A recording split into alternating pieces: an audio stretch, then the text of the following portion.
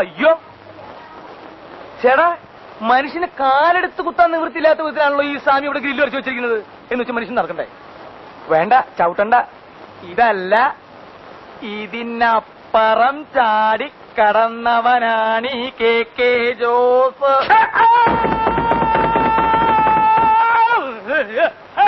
അയ്യോ എന്റെ ദൈവമേ,